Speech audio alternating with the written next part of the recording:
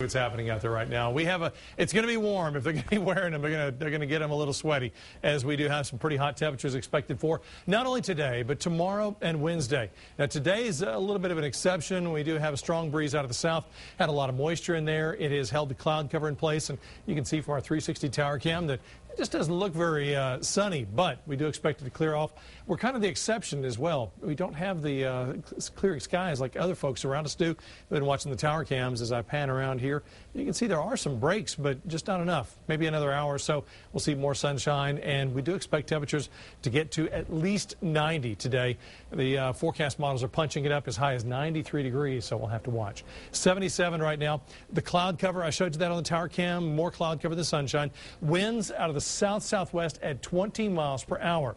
Kind of breezy out there, obviously. Humidity at 74%, dew point 68, pressure 29.68, and steady. Now, this morning, anywhere from the upper 50s in Mason and San Saba to 57 in Llano to 60s, lots of 60s, upper 60s, low 70s, 72 in LaGrange, 70 for Giddings and Bastrop, 70 in the Austin area, out of Camp Mabry, 68 in Georgetown, 69 in Lockhart, 68 out in Lakeway and San Marcos. All right, at the moment, we have some upper 70s and some 80s. You've got 84 in Llano, 80 in Mason, 81 in San Saba. We have upper 70s, almost everybody to the east of I-35, minus the 80 in LaGrange, but 77 here in town. And again, we just have a little more cloud cover hanging around than other folks. 79 in Georgetown, 78 at Bergstrom. It is slow to warm, but once that sun's out, it's going to be a hot afternoon. Even if we don't break a record, not that I want to see that. It's interesting, but it's a possibility that we can see temperatures getting up to 90, and that still is to the extremes. Take a look at the cloud cover across the area. Notice on the right side of the screen, had a few showers.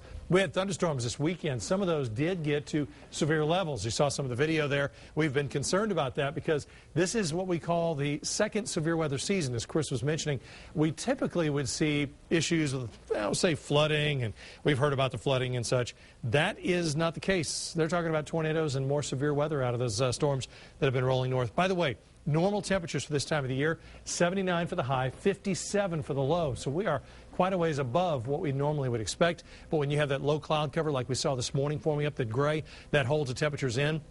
And, of course, for the afternoon, they don't warm up as quickly until they clear. So we may have a slow start, but I think once they clear, we're going to see more of the heat than we'd like to. Cloud cover to the north of us, but the rain stays all the way up from Kansas beyond. Just not a storm system that's going to affect us. Over the next 2 days, we have a possibility for a few showers in East Texas.